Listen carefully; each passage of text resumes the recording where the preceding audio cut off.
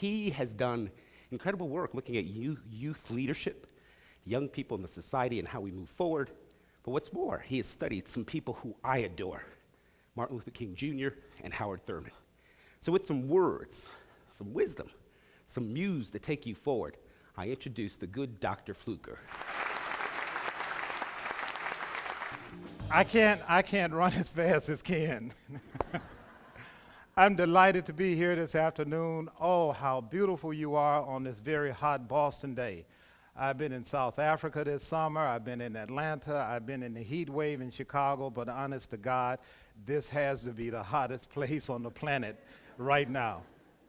I come to you as both faculty, as a BU alum, and as the proud parent of a 2013 graduate who is now in New York paving the pavement looking for an acting job.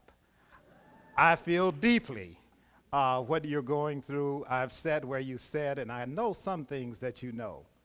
If I had any word, Ken by far overestimates my ability to play the muse.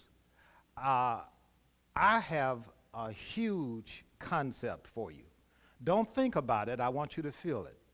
It's called singleness of mind. Can you say that with me? Singleness of mind.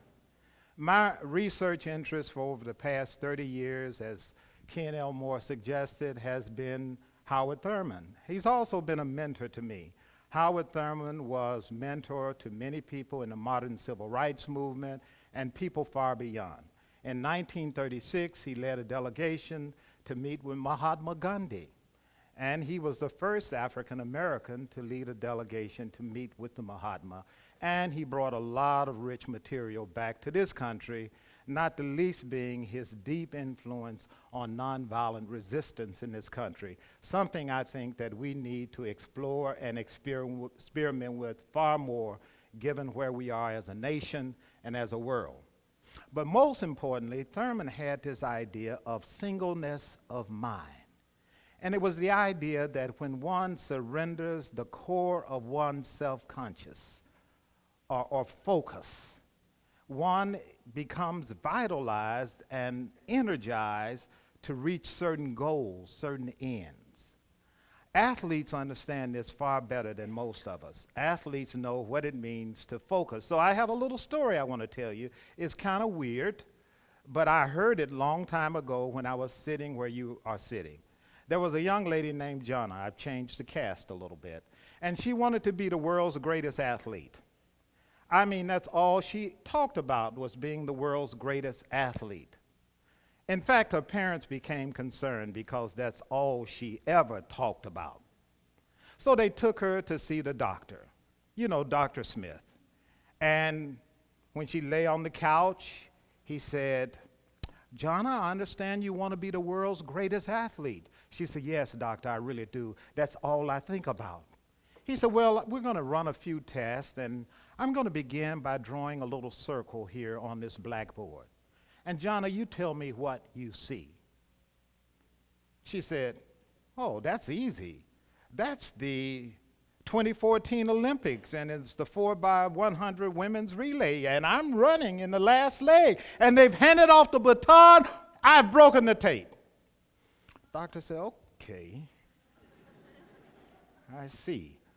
Well, we're going to try another. I'm going to draw a rectangle, and you tell me what you see." "Oh, Doc, that is so easy. It's a football field, and I'm on the 50-yard line, and they've handed it off. I've broken over to I'm running, breaking tackles, touchdown." Doctor said, "Geez. Well, I'm going to draw one more thing for you. Here is a triangle. Tell me, what do you see?" She said, "Doctor, it's the World Series, and it's the bottom of the ninth, and I'm in Fenway Park, and it's a 3-2 count. The bases are loaded, and we are trailing by 3. And the pitcher winds up, and it comes down, right down the center, smack, back. The doctor jumped and said, 'Home run!'" singleness of mind, willing one thing, being focused, will do several things for you in your college career. One, it will save you from distraction. There are so many distractions, not just at Boston University, but there are so many distractions. I hope you have a lot of fun here, but stay focused. It will save you much weeping, to be biblical, and gnashing of teeth. I'm a professor, and I work so hard to bring students along to the place where they can breathe, especially when they're in a new environment. But it's so hard to watch the end of a semester when all of the crunch is on and there's so much weeping and gnashing of teeth. Stay focused.